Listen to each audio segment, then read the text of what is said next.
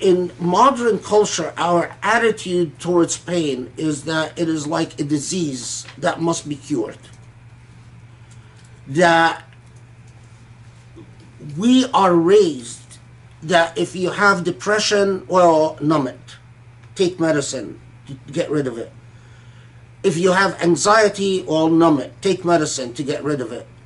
If you have pain, well, take painkillers to numb it, to get rid of it. Depression, anxiety, we are not taught the skills of, because it is a skill, of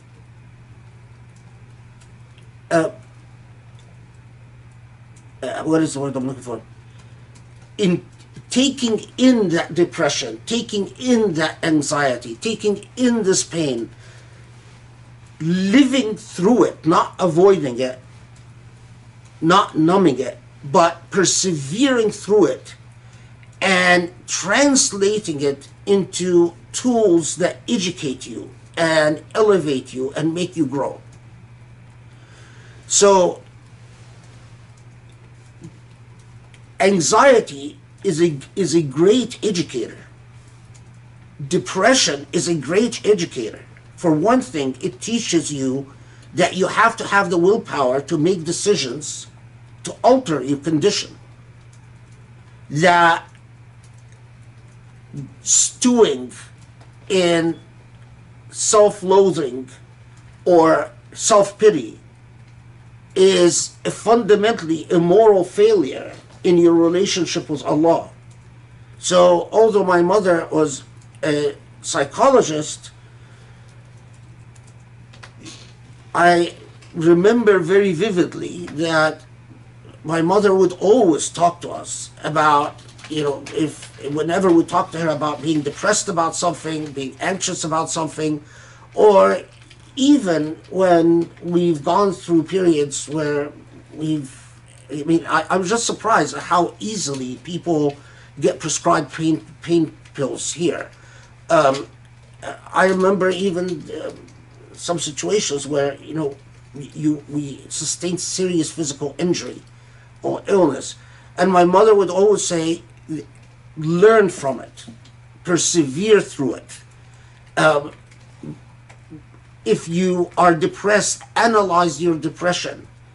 And what does it tell you about yourself? If you're anxious, analyze your relationship with Allah. And what does it tell you about your relationship with God? What does it tell you about how you trust God, or how you understand God, or how you relate to God's will? And also pain. What does it tell you about your body? And what does it tell you about, so for instance, I remember my mother would always say, would feel pain, say, pain is what teaches you empathy. Translate that pain into understanding the agony of the other. Of course, she expressed it in very colloquial terms.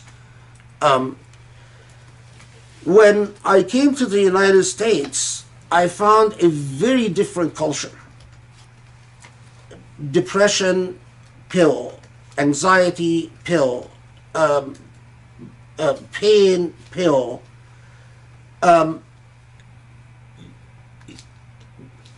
talking about anxiety, or I remember